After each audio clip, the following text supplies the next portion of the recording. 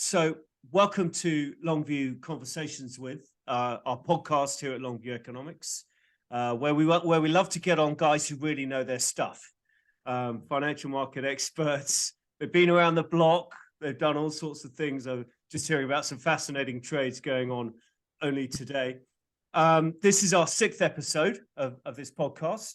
They're all available on YouTube. Simply search under Longview Economics and you'll find them. And as per prior episodes, as I said, we'll be digging into macro markets and where you should be putting your money and how you should think about the world. So today, my guest, I'm thrilled to say, is Brent Johnson. Brent is CEO and founder of Santiago Capital, a company he set up in 2012 for managing wealth. I think for high net worth individuals, it'd be fair to say. Brent will give us perhaps a more accurate description of what he gets up to in a minute. Prior to that, he worked at Baker Avenue Asset Management in San Francisco, Credit Suisse, DLJ, and one or two other places as well. Brett, I think you are definitely the guest I've had on with the highest Twitter following and the biggest presence on the internet. So I appreciate that. Just to get us going, firstly, welcome. Great to have you here. Really Thank good you. to have you here. Appreciate it. And tell us, why did you set up Santiago Capital? What's the thinking behind the name as well? That would be fascinating to get us off there.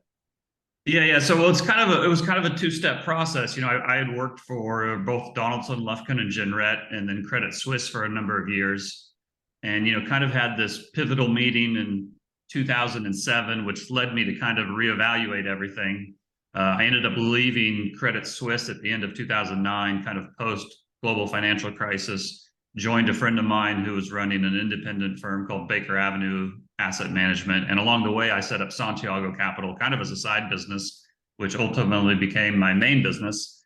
But the name Santiago Capital comes from the Camino de Santiago, which is an ancient pilgrimage route across Spain. That's what this map behind me actually is. Brilliant. I hiked the Camino de Santiago before starting my career on Wall Street in 1999.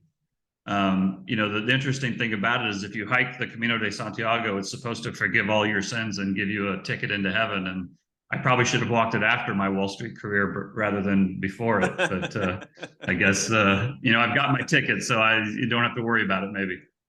I hear my wife's done a little bit of the Santiago, and I hear you meet all sorts of fantastic people along the way. And it's quite a long journey as well, isn't it? Yeah. Yeah, I mean, it really is amazing, and you just meet some absolute characters. And some people do it for religious reasons, some people do it for spiritual reasons, some people just do it for athletic reasons or adventure reasons. And so you get this cross cultural and mismatch of different people doing it for different reasons. But it's always interesting and it's fun. And I always say that the most beautiful thing about it is its simplicity. I mean, all you do is you get up in the morning and you start walking. Yeah. And that's your day. And some days are good and some days are bad, but overall, it was a fantastic experience. It's like a day full of those, what they call shower moments, isn't it? You're kind of, yeah. You're sort of having a wonderful revelation, hopefully. That's fantastic. Fascinating. So, and actually for anyone who's in London that wants to buy a cheap pint or cheap glass of wine, that's a good place to go and do it. I believe it's a cheap part of the world. It's simple and cheap. But there's so much to talk about. So let's dig in. And I wanted to start with your Dollar Milkshake theory, something you're pretty well known for out in finance land and in the Twitter sphere and so on. Can we just start with, can you explain it to us? Explain it to the listener. Sure. So probably the best way to explain what it is and why it has such a silly name is to explain kind of what I do, because it features prominently in it. And that is, I've always worked my whole Wall Street career. I've always worked with individuals. I typically have not been in institutional business or, managing funds for endowments or big pension funds. I've always managed money for individuals. And the people that I manage money for, they're extremely smart, they're extremely successful, but they typically are not financial people. They're not finance Wall Street types. And the reason they've hired me is either they don't have the time to do it or they're not interested in it or whatever their reasons are. And so they've come to me to kind of help them manage their overall portfolios.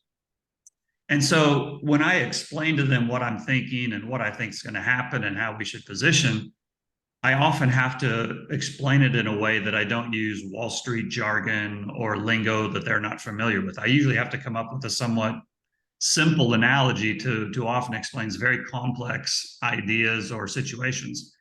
And that's kind of where the whole milkshake theory, that's why there's an analogy. But what it is, it's really a framework for how I see a sovereign debt and currency crisis playing out. And so I started talking about the milkshake and the dollar milkshake theory 5 years ago now. It was in 2018. And the reason I started talking about it is I thought we were going to have a sovereign debt and currency crisis. Now, it hasn't fully played out, but I think it has started. These things always take longer to play out than you think they're going to. But the framework basically says that I think for many, many reasons, but a lot of them having to do with the amount of debt in the world, and not just the US. The US has big problems, and the US has borrowed more money than they can ever pay off. But the issue is that so has the rest of the world. And because we live in a dynamic world where everything is intertwined and enmeshed, and because it's a relative world, global capital will go to one place or another. One place, I think, is going to outperform the others. One currency is going to outperform the others. Even if it's a bad place and it's a bad currency, it will do better than the other bad places, bad currencies. And I think that place, for a number of reasons, is the US and the US dollar. Now, that doesn't mean that we're perfect. This isn't an example of American exceptionalism. I don't think we're the greatest place in the world and we know better than everybody else. But I think because of the design of the system, because of the many advantages that the US has, and just because of the design of the system and what kind of needs to happen to reset it, in my opinion, I think that the US will, and the US dollar will outperform the rest of the world in a crisis. Now, so the way I explained it was that post-global financial crisis, which is now 15 years ago, right? 15 years ago, but over that 15 years, there's been numerous different stimulus plans and bailouts. Makes me feel old when you say that, Brent. Yeah, right. It's like yesterday. Right. Yeah. But over the last 15 years, governments and countries all over the world have done various forms of either fiscal stimulus or monetary policy stimulus or printing money, however you want to, bailouts, however you want to describe this. And the way I explain it to my clients is there's a milkshake of liquidity that's been issued. And as we get into more problems, more of this liquidity will be provided, because that's typically the way that governments fight these problems. But because we live in kind of an interconnected world, it's not so important who prints it, it's more important who captures it. And I think that the US will capture most of that liquidity. And where I got the actual analogy from, and the way I explained it to clients, was there was a movie several years ago called There Will Be Blood, and it starred Daniel Day-Lewis. He won the Oscar for it. It's an amazing movie. If you haven't seen it, you should watch this movie. And he's this ruthless oil baron, and he's negotiating a piece of property with his neighbor. And his neighbor really wants to sell the property to this guy. And he says, if you buy my property, you can have all the oil underneath it. And Daniel Day-Lewis says, well, I don't really need to buy your property because I have a straw. All I have to do is stick the straw down on my side of the fence, and it goes under the way it goes, the straw goes all the way to your oil. And I just drink, I'll drink your oil. I'll drink your milkshake. He said, if we have one milkshake and you have a straw and I have a straw, I can drink it from over here. And so that's kind of how I see the sovereign debt and currency crisis playing out. Is I think as we get into this crisis, more money will be printed, more stimulus will be added. But for many reasons, I think the US has the biggest straw. And so I think we will suck up that liquidity. On a currency basis, I think the dollar will get much stronger. That in itself causes lots of problems, and it kind of becomes a self-reinforcing loop. And that's how I think it plays out. Now, whether that plays out over the next 2 years or 10 years, I don't really know. but using it as a framework has really helped me to kind of understand what's going on over the last several years, and especially over the last 2 or 3 years. Interesting. So before we get to sort of the sort of typical pushbacks that are out there to that theory, when you talk about a sovereign debt and currency crisis, are you talking about in America? Are you talking outside America? Or are you talking all of the above? All of the above. All of the above. But I think it will be a progression of dominoes. I don't think it will just happen everywhere at the same time. I think kind of some of the smaller periphery countries will get in trouble first. And we've already kind of seen that, right? Whether it's Turkey or whether it's Bolivia or whether it's Sri Lanka, even Italy to a certain extent. Last year their sovereign yields were spiking, and the ECB had to set up a facility to buy kind of periphery bonds. But I think it will happen everywhere, and I think it will happen everywhere because everybody is kind of in the same boat. Again, I know the U.S. has committed many fiscal sins, but we're not alone in this. Yes, that's certainly true. Yeah. And so I think and the thing is as this crisis starts and there becomes a flight to quality or relative quality, and if the dollar gets stronger, that in itself causes problems. And I think that will cause other countries to go into crisis. And when they go into crisis, it's kind of contagion, right? And I don't think that there's really a way out of it. And I don't think that there's a way to solve it. I think to a certain extent, the dice have been cast and they're just bouncing along. And, whether they bounce for another 2 years or another 10 years, I don't know. But I think this cycle, this event has to play out before we can kind of restart rebuilding, so to speak. So is it in a sense, the world across the world, it's indebted, and the thinking is, the US is a very broad-based, strong economy.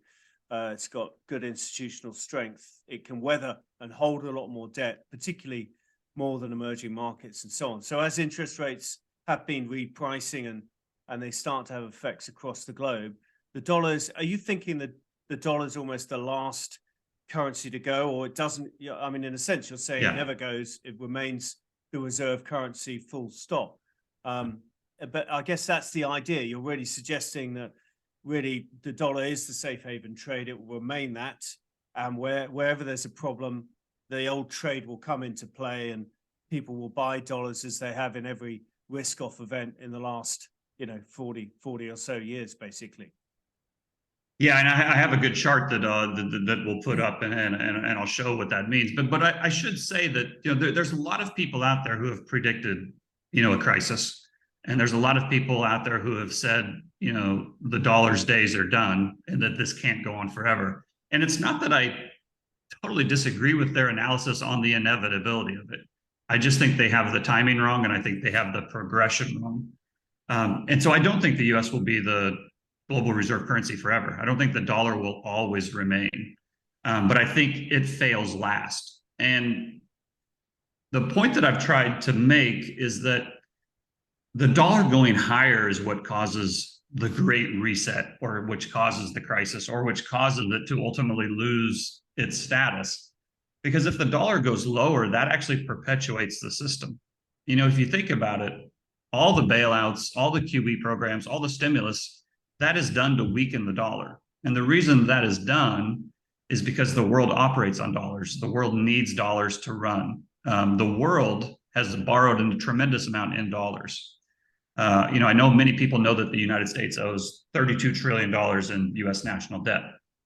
What most people don't know is the rest of the world also owes over 30 trillion in US dollars. Entities outside the United States have borrowed in dollars more than 30 trillion. So there's an equivalent amount of debt in dollars outside the United States as there are inside the United States.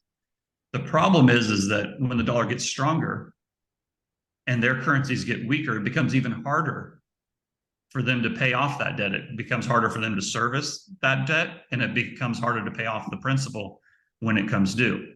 And so if the dollar gets too strong, that's when the central banks typically come in and try to weaken the dollar in order to get, and that's, that's what they did after the global financial crisis. That's what they did during COVID. Now, over the last year, here's where it gets really interesting. Over the last year, they've been fighting inflation. So what are they doing to fight inflation? They've been letting the dollar get stronger. They were raising rates to strengthen the dollar to then slow the economy.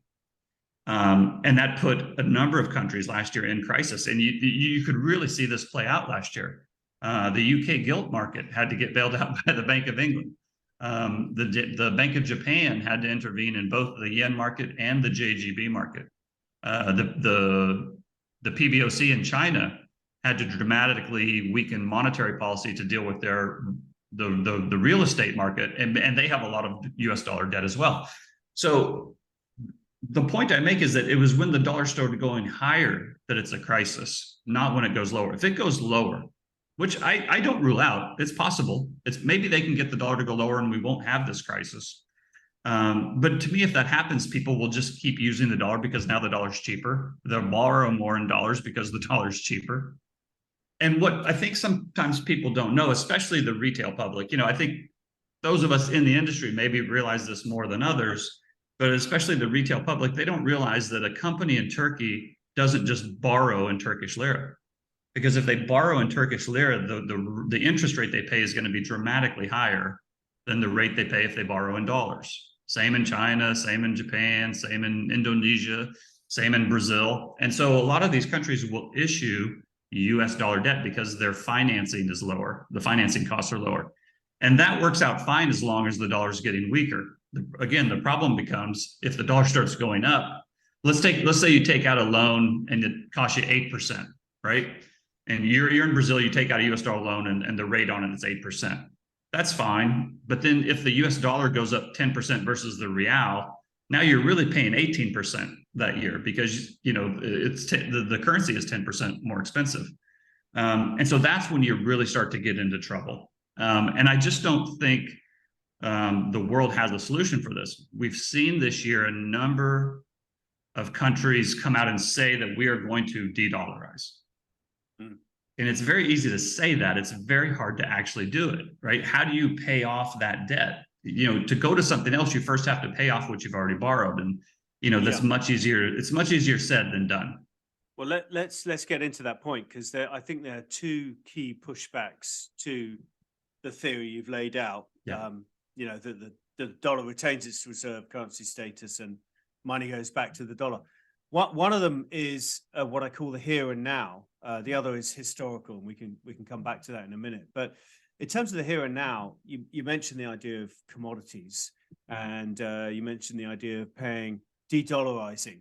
And of course, we're at a stage in the world, and actually to wind back a step, I think to your point about, and for the listener, the dollar reserve currency status means that 70 or 80% of world trade is done in dollars. 2/3 of the world's financial assets are priced in dollars, and most people's central banks' reserve currencies are in dollars. So to your point, the world is a dollar-based financial system, and you need dollars to pay for overseas commodities, to do overseas trade. So every country needs it, to your Turkey point. So with that in mind, though, the de-dollarization, this is one of the things the market's getting excited about, and of the view that the trends are accelerating, and they've started accelerating, obviously, since we had Russia's invasion of Ukraine, and Russia started selling all its commodities to China and the China sphere, and China insisted on doing the business in yuan. I noticed that Reuters had an article the other day suggesting that for the first time ever, China's cross-border trade over its own border has been more in renminbi than it has been in dollars. So 48% renminbi, a bit less than that in dollars, first time ever. But that's only their trade. Only 5% of global trade is in renminbi versus, I think, 85 or something like that in dollars. But the point is, there's now a growing multilateral world with two spheres. There's the sort of US Western-centric sphere, and then there's the China and Shanghai Security Cooperation sphere. Yep. And I think the geopolitics in the last 12 months has been utterly fascinating and actually pretty surprising. Surprising to see China broker a deal between Iran and Saudi Arabia, something, America and the West haven't managed for a few decades, and they seem like sworn enemies. They're now both entering into the Shanghai Agreement. They're sort of joining partners. I forget what the term is, associate partners or something. So, the spheres are growing, and the internationalization of the renminbi is growing. Absolutely, it's nothing like where the dollar is, but it's certainly accelerating. The geopolitics is clearly driving that. I don't know where you sit on that, because I would add one bit more to that. I mean, the whole chat that the global South is signing up, whether it's Latin America or large parts of Africa, with China. So there's this swathe of land you can see extending from LATAM through parts of Africa up into Asia, which is really starting to become China's sphere. So that's the thing I find interesting, and that's the argument sort of Wall Street makes, that maybe the dollar's demise is closer than we realize. Well, so I think there's two parts of that for me. There's actually three parts. First of all, I agree that it is happening, or it's attempting to be done. But one thing I would say is that this, and it's definitely picking up. And with the U.S. quote unquote weaponizing the dollar a year ago, they've kind of forced this issue in many ways. And I think Putin even made the case, we're not leaving the dollar left us. Something to that effect, because we cut them out, and it wasn't his choice, to leave the dollar. He's been working to be ready for it, but we're the ones that cut him off. He didn't come out and say we're no longer doing it. And so, in some cases, countries are being forced to come up with de-dollarization methods. The other thing I would say is that the process of de-dollarization is not a peaceful one. So, and what I mean by that, I mean that both geopolitically / militarily and economically. So, okay, so let's dig into that a little bit deeper.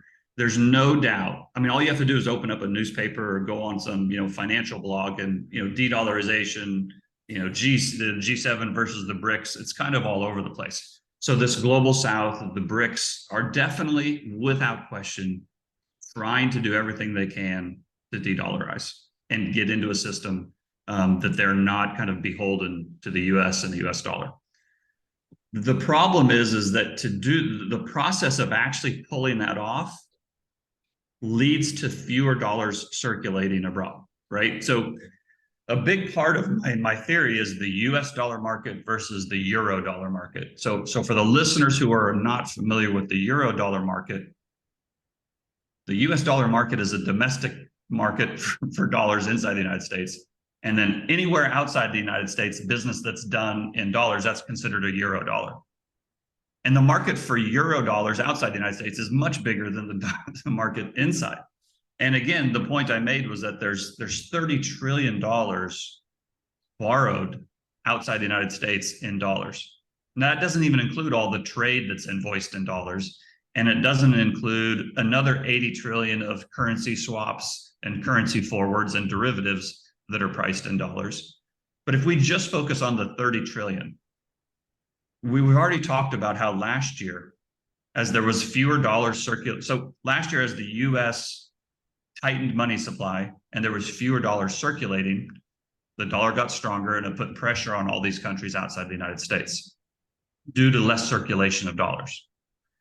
So now if we switch it to this new situation where the rest of the world is de-dollarization or de-dollarizing, or they're trading less in dollars, or they're invoicing less in dollars, or whatever it is, that act in itself will lead to fewer dollars circulating. So you have the same dynamic as you did last year. There's fewer dollars circulating out there, but there is still $30 trillion worth of debt that has to be serviced and paid off in dollars. And so if they stop trading in dollars, where do they then get the dollars to service the debt and pay it off? And the argument that I will often get is, well, then they'll just default on it. They'll walk away from that debt. Okay. If they do that, you got to remember that one person's liability is another person's asset.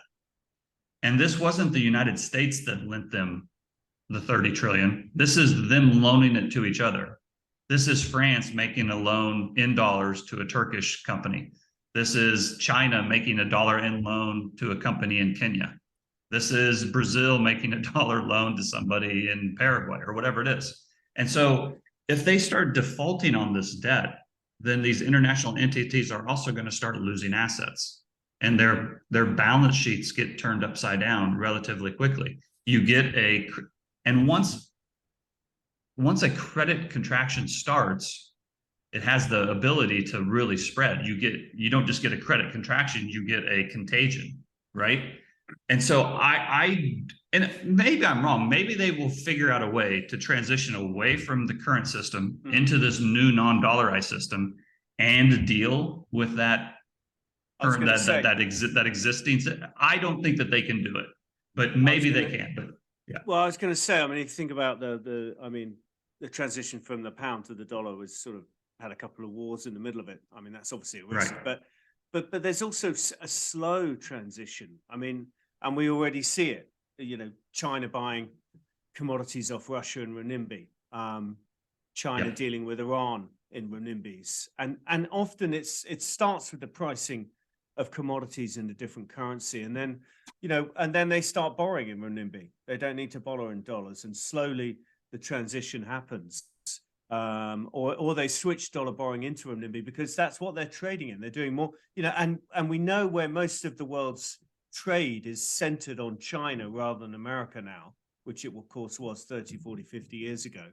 So, and then you start pricing commodities. If these countries that owe dollars can convince their counterparties to take their local currencies or whatever new currency, then sure, these can be redone. But there's a reason, remember, there's a reason that the counterparties loaned them the monies, because they loaned it in dollars and because they needed dollars. Yes. Part of the reason that France doesn't make a loan to Turkish companies in lira is because France doesn't need lira. No, I know. Right. That's my point about.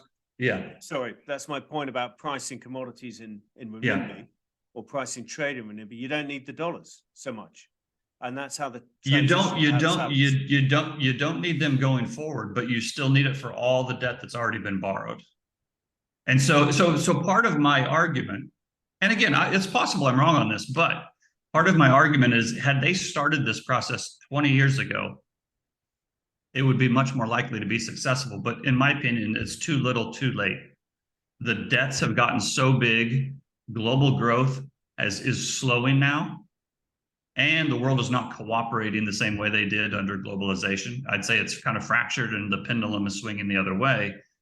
And so I think it is, if they were able to grow out of this, so to speak, and pay off the old debt as economies were expanding, it would be much more likely to be able to be pulled off than doing it now. One of the analogies I've used is, think of it like the green energy revolution. And, Europe is kind of the ground zero for this.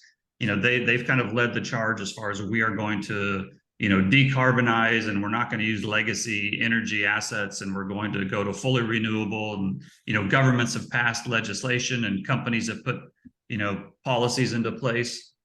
And the idea was that we are going to force this, new system to come into being. Same way that we would talk about this new currency system to come into being.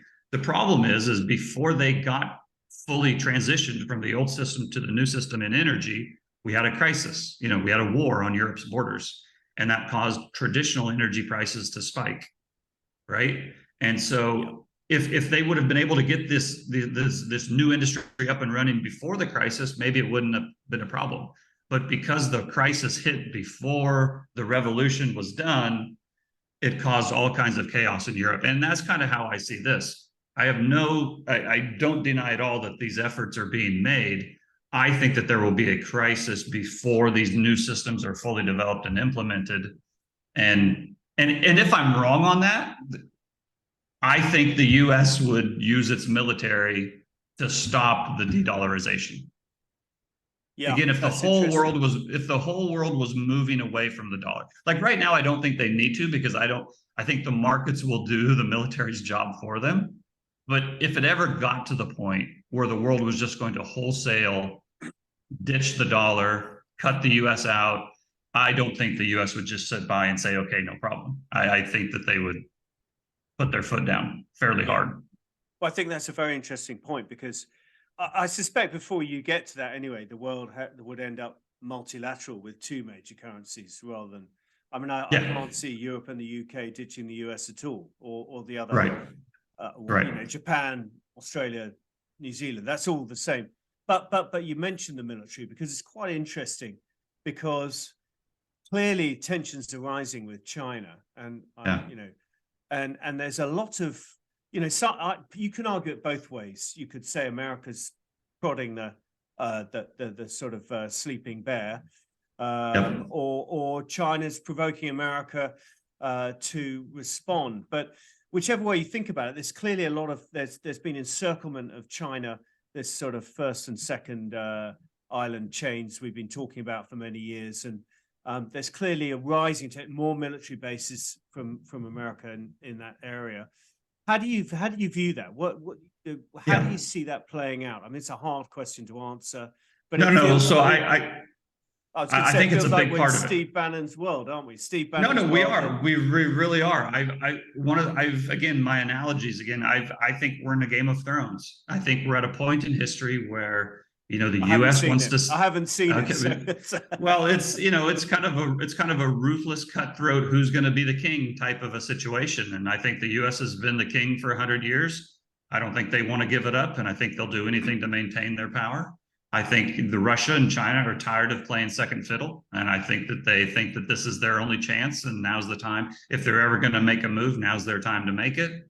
And so unfortunately, I think that's where it's headed. And, you know, sometimes when I talk about the U.S. using its military to reinforce its position in the world, people think that I'm advocating for this. I want to be clear. I'm not advocating for this. I'm just saying this is what I think is going to happen. You know, there's a difference between acknowledgement and advocacy. And to a certain extent, the U.S. using its military kind of on a routine basis for the last 50 or 60 years, it's what's leading to this moment, right? The other countries, the other parts of the world are tired of it. They don't want to deal with it anymore.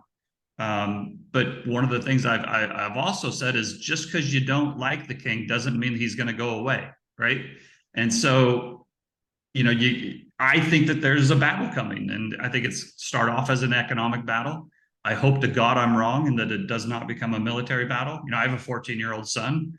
You know, 3 or 4 years from now, he would be 17, 18 years old. It's the last thing in the world I want to see. And I hope to God cooler heads prevail, but that's kind of the path we're on. Yeah, feels like that, doesn't it? But it's interesting what you say. You've got to play the game in front of you, which is kind of the point, isn't it? I mentioned the sort of two classic pushbacks. We did one, the here and now.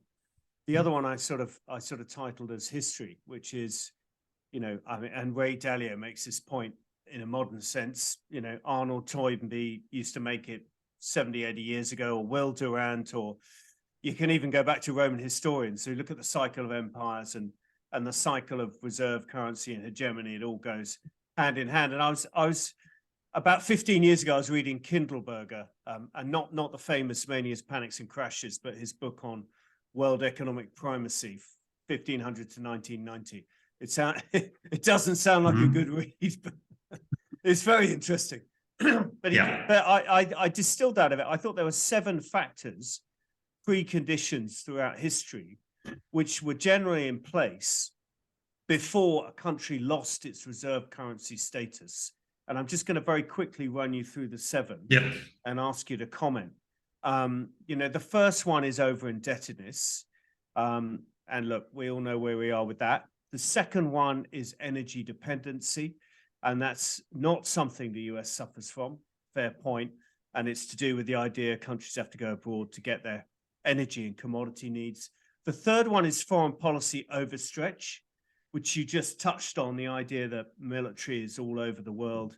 The American military, I think they have bases in 90 countries at the moment, you guys. At least, who knows what the right stat is. Then number 4 is, you know, the movement from an industrialized economy to a financialized economy. Then number 4 is the idea there's political corruption. There's a breakdown of, political bipartisanship. You get sort of narrow parochial groups in amongst the leadership, and they fight amongst each other, which I kind of think even in the last 15 years since I wrote this thing, that's become much more prevalent in the United States. And then, number 6 is currency debasement. Well, that one speaks for itself. And Sure. then number 7 is technological leadership being sort of lost, which I think is a debate in itself. So that's what Kindleberger came up with. I mean, I've slightly distilled it, but that's in a nutshell what his 7 preconditions. I reckon America, it seems to me, tick 5 of those boxes for sure. Yeah, so they tick all 7. So I think I'm glad you brought this up, because I think about this stuff all the time, and to me, it's just absolutely fascinating. And even though the next 5-10 years might not be fun, but they're not going to be boring, because I think a lot of this stuff is going to play out, right? And the fact that we actually, right, the fact that we actually get to live in interesting times is kind of cool in a macabre sort of way. But what I would say is a couple things is, I think the identification that the United States is an empire in decline, or that it won't last forever, I think that's probably accurate, right? But I think a lot of people, again, and I work with a lot of retail people, so maybe it's not the same when you talk to other, institutions or endowments and stuff, pension funds. But I think a lot of times when I speak to, the retail investing public, they'll hear something like this and it's like, oh, that makes a lot of sense. And that means that tomorrow the US dollar in the United States is going to fail. This could easily be another 15 or 20 years before this all plays out, right? So that's the first observation I would make, in that I don't think it's wrong to make the analogy, but it could be wrong to think that it's going to all go down the tubes tomorrow morning. The second thing I would say is that, especially when it comes to the overexpansion, all the previous empires have fallen due to previous overexpansion, and there's no question the U.S. has expanded tremendously. The one thing I would say, and this kind of goes to the last one, which is technological leadership, whether we're the number 1 or number 2 most, I think we're right up there. And that the technology that the United States has, and the fact that we have these bases all over the world, I mean, we can be anywhere within the world within 24 hours. That wasn't the case with the last hegemon. That wasn't the case with the previous 10 hegemons. And so I think the fact that the world has in many ways gotten smaller over the last several hundred years, I think that makes that not as important. The other thing I would say is that for the US to actually lose hegemony, as opposed to just become less relevant, another country would have to have the ability to project all over the world, or to knock us out of the leadership role. And I just don't think any other country is there yet. Now, could we lose some regional battles, and could we lose the domination that we have now? Of course, I wouldn't deny that. But again, I think that would be a process of years, not a process of days or months.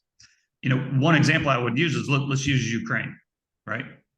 The situation in Ukraine is that it's been going on for almost a year now. Now, that's just one country in Europe fighting Russia. Now, I think we all know that it's kind of a proxy war for the East versus the West. It's not just the Ukraine.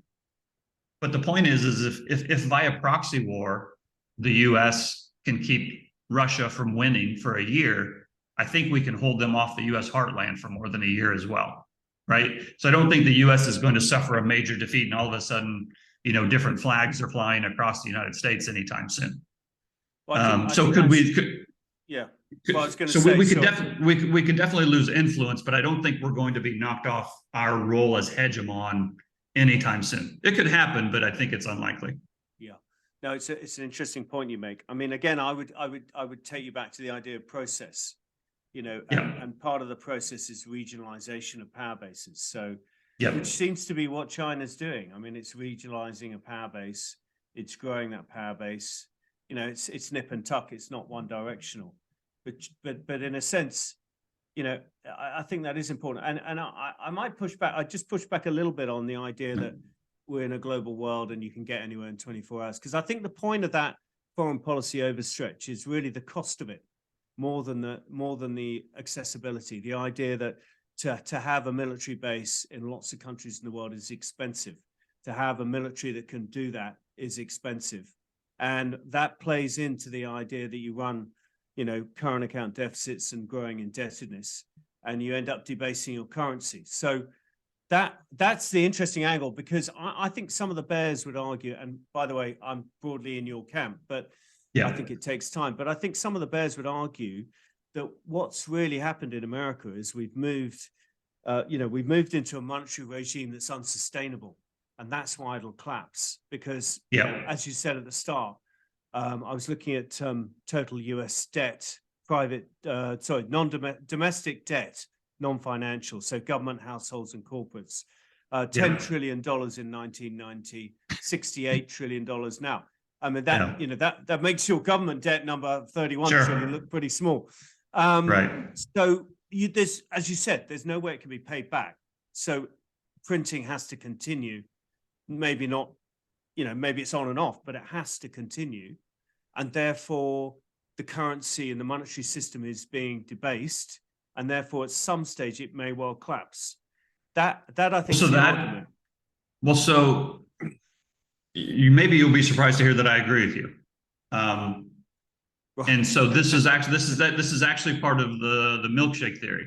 But again, it's a timing aspect as opposed to an absolute aspect. So part of the theory is that as we move forward into these crises, the US will probably have to debase the currency. But if they do that, everyone else will have to debase their currency as well. And that's the milkshake that gets mixed, right? That's the liquidity that gets injected. I just think as that happens, most of that liquidity finds its way into the United States market. And that's why I think that in the years ahead, I think US equities are going to go much, much higher.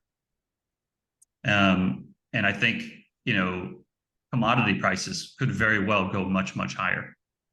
And the way I think that this all ends is that the US dollar goes a lot higher, gold goes a lot higher, US equities go a lot higher, commodity prices probably go a lot higher.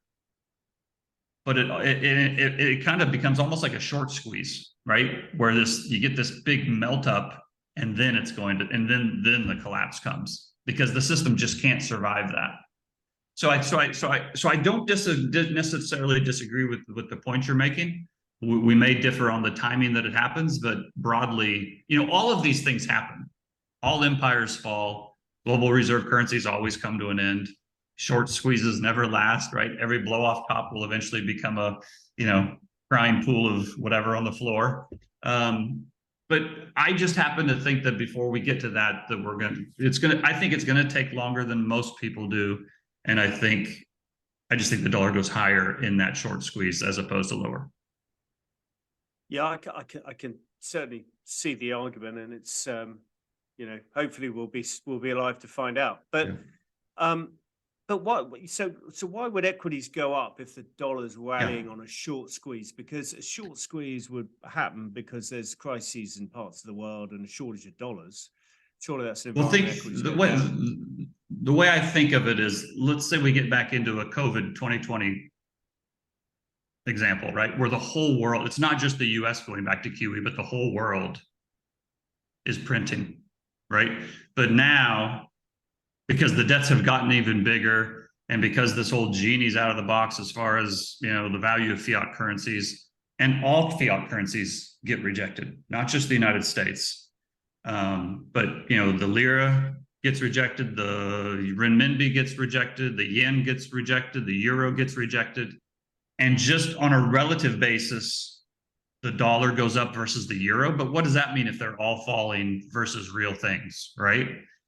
And I think one of the few places in the world that would have some growth would be the United States, because while we're not self-sufficient right now, we have the potential to be self-sufficient. We can feed ourselves, we can clothe ourselves, we can, the energy, we can produce the energy we need.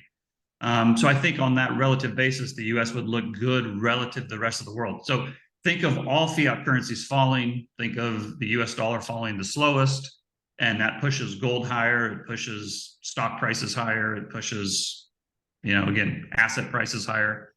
And now if money's flowing out of bonds, because people no longer want to buy bonds because interest rates are going up to compensate for the loss of fiat purchasing power and the counterparty risk, I think that has the potential to happen. Now, this is how I see a sovereign debt crisis playing out. I should say, I don't think everybody should go all in on this. I don't have 100% of my money bet that this is all going to play out perfectly.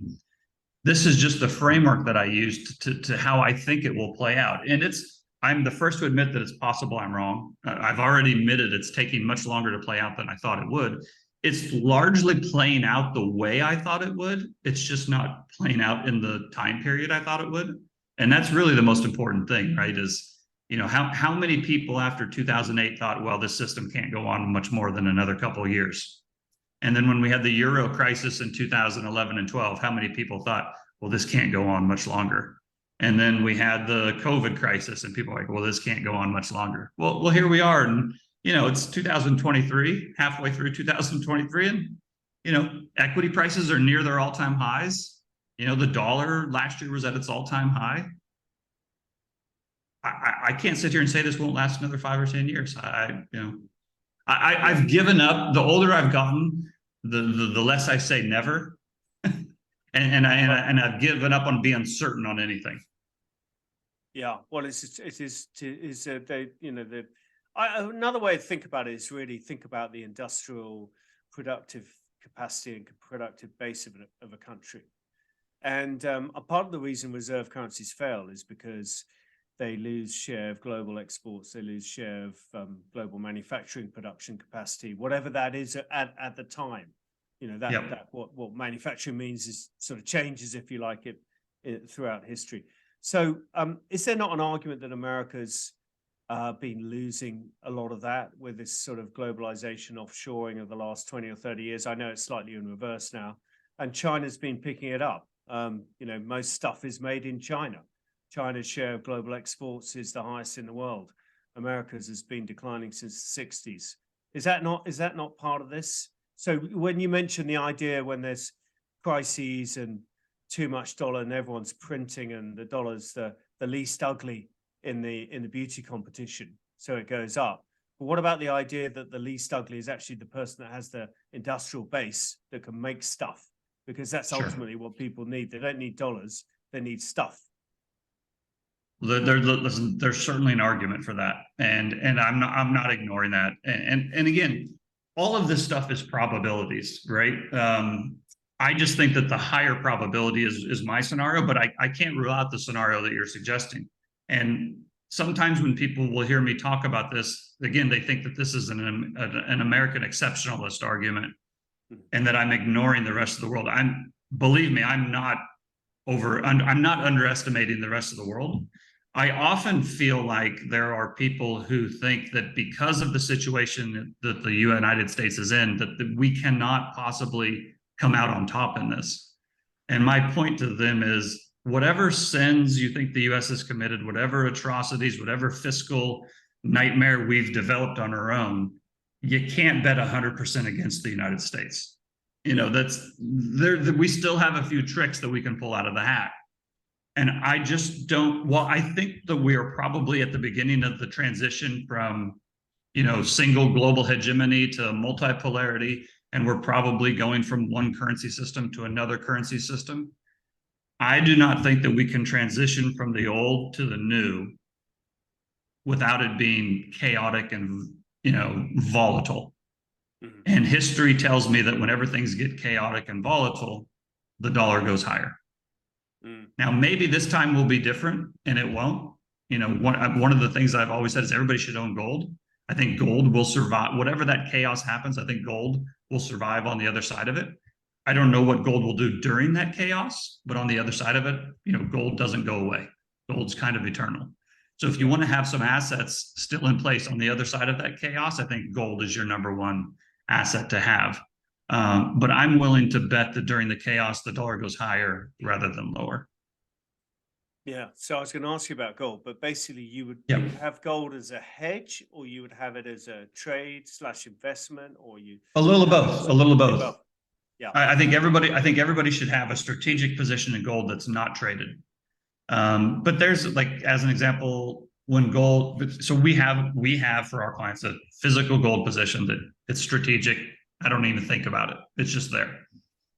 But then we will trade in and out of gold just as a trade kind of on the side, whether to hedge the physical position or whether we just want to try to make some short-term money. So as an example, a month or so ago, we shorted some gold when it was at 2040. And we bought puts and we've sold them. And so, I'm not against trading against a long-term strategic position for a short-term trade, but I'm certainly not somebody who thinks that you should just be 100% short gold here and not own any. I think everybody should own gold. But I also don't expect it to pay off in dollars right away either. The other thing is I have clients, 90% of my clients are located in the United States, but some of them are in Europe, some of them are in Asia. It really depends, how you allocate your assets and way you invest them. It really depends on what your home base is, what your home currency is, and kind of your personal situation. Somebody who has the euro as their base currency might invest completely differently than somebody who has the yen or the dollar as their base currency. So you kind of have to, the gold and all these other currencies is at its all-time high. It's not quite at its high. It's high in US dollars, but it's not at its all-time high. But in many of these other currencies, it's at its all-time high, and I expect that to continue in the other currencies. Interesting. So since you mentioned gold, we probably ought to ask you about Bitcoin, especially in the mix of, we're talking about monetary systems, and that ultimately is the sort of Bitcoin driver.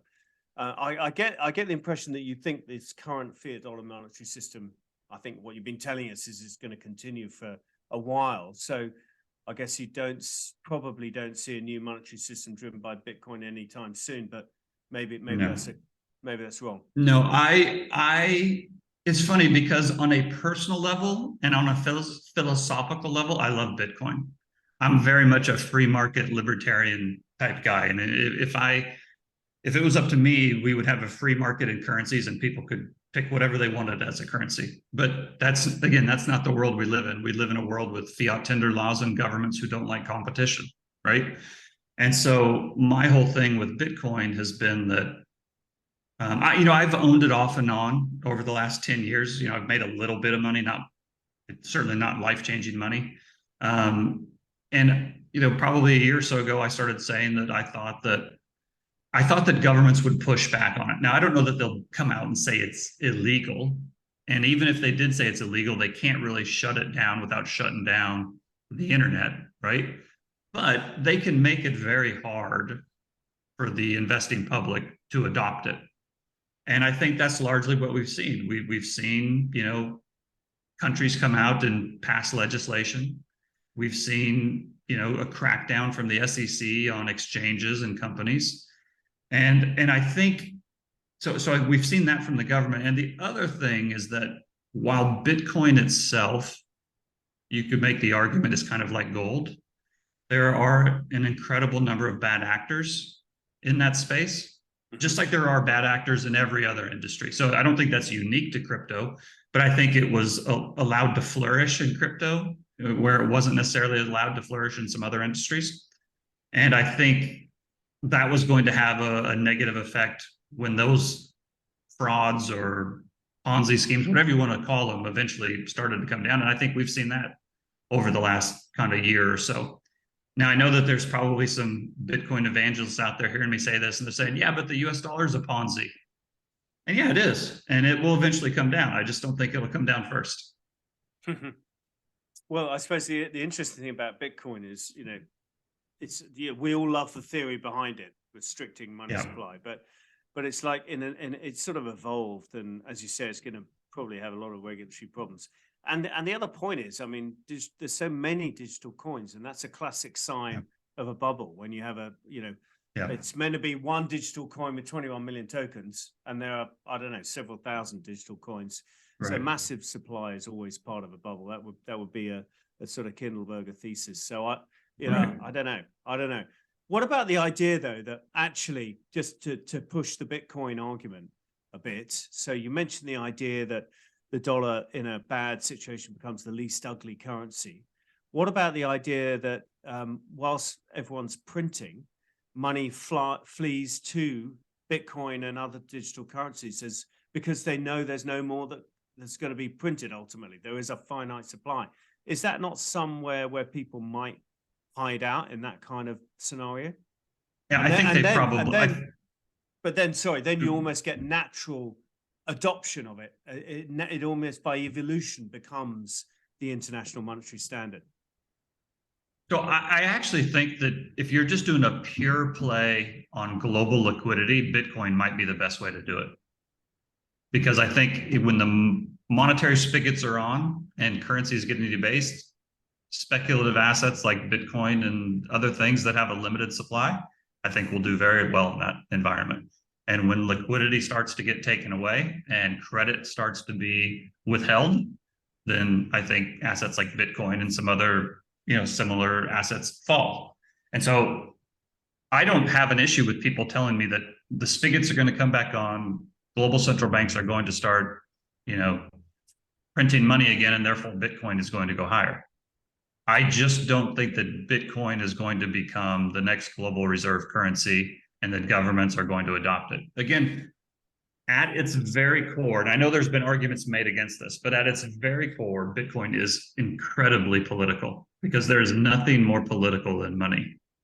And if a state gives up control of its money, it can do it, but there's a reason that countries aren't on a gold standard right now, and it's because they don't want to be.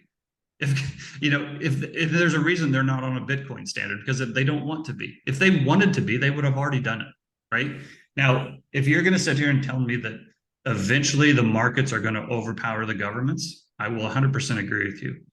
But it is not going to be simple, and it's not going to be easy. And it would, in my opinion, it would only be as a last ditch effort to restore credibility to themselves that a government would, agree to something like gold standard or a Bitcoin standard or something like that. So, I don't have an issue with those saying that, I don't have a problem with Bitcoin as a speculation. I have a lot of trouble with Bitcoin as a, stable store of value that's going to become the global reserve currency. Do you put it in people's portfolios? Do you allocate anything to it? For certain clients, we do have exposure to it, and we don't have a lot, but we have some. Just as sort of as a hedge. So, sort of vaguely rapid fire questions as we sort of come into land. What's your view on equities at the moment? In the very short term, I think we're going to have a correction. And when I say the short term, the next 6 months, whether that happens tomorrow, we started to get one in March with the banking stuff. It kind of got pushed down the road. I think in the second half of the year, it could be as soon as the next couple of weeks, I think we're going to get a pullback, a correction. I don't think we're going into like a 5-year recession or depression and that equities go down 70% and stay there. I think we could maybe go back to the lows of last year. Maybe we even go a little bit lower, maybe not quite that low. But then I think after that, as far as US equities, I would probably be a buyer. I think equities in the years ahead are going to go a lot higher. I don't want anything to do with emerging markets. I'm not investing in the emerging markets. I think we're in a situation where the whole world could rise together, in which case being invested in the US is okay for me. I think the whole world could go down together. The whole world goes down, I'm no worse off being in the US than I am somewhere else. I think it's possible the US does okay while the rest of the world does really poorly. But I don't think it's possible that the rest of the world does well while the US does bad. Yeah. So in just about any of those scenarios, I feel like I could get enough of a return in the United States without taking on the additional risk of being in EM or overseas. What about that? Yeah. Go on. Yeah, go ahead. But what about that idea that the US market share of global market cap is was up at 50% not that long ago, and it's become an over-owned global market because it's been where the action's been for 6 or 7 years with tech and so on. What about the idea that we're getting one of those rotations into non-US equities? It doesn't mean the US goes down over time, but it does mean it underperforms, and the dollar normally underperforms as well in that environment. Yeah. Where would you be on that one? I think that's very unlikely. But if it is unlikely, I think in that scenario we'll still make money in the United States. So in that scenario, would I make more money being outside the United States? Probably. But I'm willing to give up that delta of being outside the United States in a situation where everybody rises, as in order to protect against the downside of it going the other way. Okay. What about favorite trades at the moment? You mentioned an interesting one earlier. Well, which you may not want to repeat. No, this morning when Nvidia was around 394, we bought some puts. We didn't short it, but we bought puts. I just think, again, this is an area where I think technology has gotten ahead of itself. And I think the AI push has gotten ahead of itself. Now, I should say, I actually think technology is going to go a lot higher in the years ahead. And I think the AI revolution is real. And so I want to be a buyer of that. But in the very short term, I think it got ahead of itself. I think it needs to have a pullback, not just in the, I think the overall equity markets need a pullback. And since technology has been such an outperformer, I would expect it to pull back more than any of those. So, you know, with the resolution of, and part of the reason is we've got the resolution of the debt ceiling now. But even though we've got the resolution of the debt ceiling, the Treasury hasn't actually started issuing treasuries yet. But when they start doing that, that should pull liquidity, at least in the short term, out of the market. So I feel like we're kind of in the summer. We've had a big run up in equities. The sentiment is extremely high. You know, risk people, you know, we've got this liquidity issue potentially coming up. And I'm just willing to forego any huge gains in the equity market over the next couple of months in order to own downside protection. So that was part. So we own, I should say that we own equities in all our clients' portfolios, but they're all hedged right now. And we added to those hedges this morning. Interesting. Interesting. Yeah. And so I noticed Kathy Wood doesn't really own NVIDIA. She said it was too expensive. Isn't that amazing? She owned it until last year, sold it, and then it just took off. I'm going to say something. I think she bought it at 5, I think, or something like that. Like yeah, that's fair. 7 or 8 years ago, or whenever it was. Here's the thing with Kathy, and I know that people are going to hear me say this, and they're just going to roll their eyes. And I know she kind of gets bashed over the head, and in many ways, I think that is deserved. I think that she's got the timing wrong, but I think her overall thesis is not completely wrong. I think technology is going to be a big winner over the next, call it 5 years. But I think there needs to be a pullback before that train really takes off. But I think if you could remove what's happened and just listen to what she says and forget the valuation part of it, I think her bigger picture theme is largely correct.